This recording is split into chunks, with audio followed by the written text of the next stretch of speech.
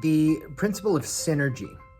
What synergy means in a nutshell is it means where you have different things ultimately coming together to produce a positive outcome or a positive impact. And the reason that this is very important, especially in matters of health, and this is something that you will see especially if and when you are searching, browsing around on the internet. If you are looking for different kinds of solutions for different kinds of health issues that you might be experiencing, it is the understanding, the appreciation that there is no one thing that produces health. Health is actually a mosaic that is referring to when all things in your body are working the way that they are supposed to and without interference. But the reality is that you can have interference from a number of different sources. Any one of those could be producing those different kinds of issues if that is the thing that is missing in your life. And the reason that that's important is it's because when you're looking on the internet and different people are making different healthcare recommendations, we all do so from our individualized perspective. There's a certain service that we provide, there's a certain thing that we do, and yeah, that's the thing that we do.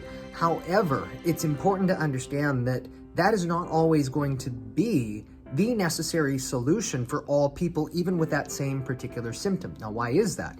It's because symptoms are end effects. And it's important then for all of us really, where when we would first meet somebody, we say, "Hi, it's nice to meet you. Well, let's see what's going on so that we can get an impression.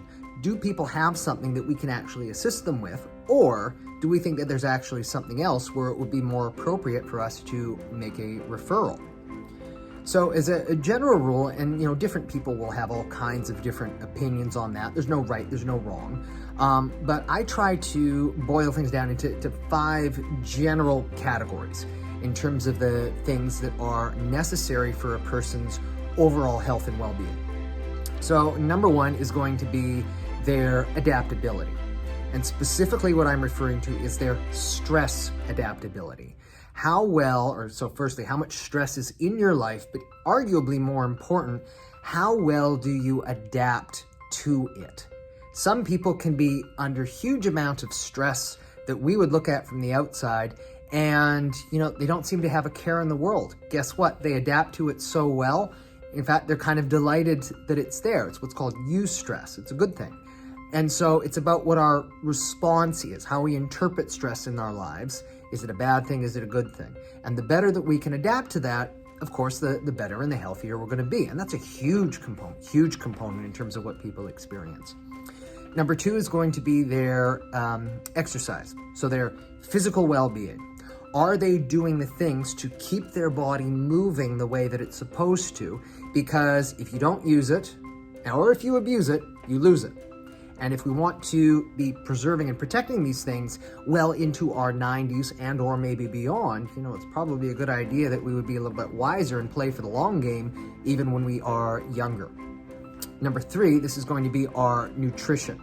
And so this is making sure that we are putting into our body what it actually needs in order to be able to operate in terms of its energy source, in terms of oxygen, in terms of water, and in terms of any and all of the nutrients and the vitamins and the minerals that we may also require so that this physical machine is able to work the way that it is supposed to.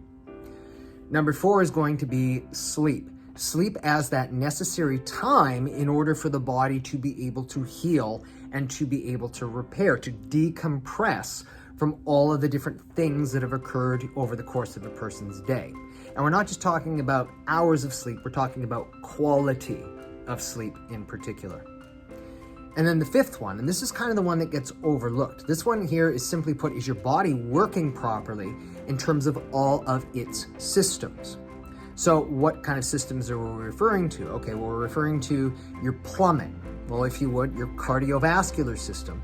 And we know, okay, get your heart, get your blood pressure checked with regularity. Makes sense. Digestive health, reproductive health.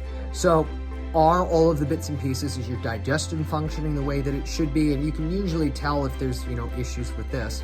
But then also is your electrical, your wiring, so your neurology. are the things, simply put, working in your body the way that they should be.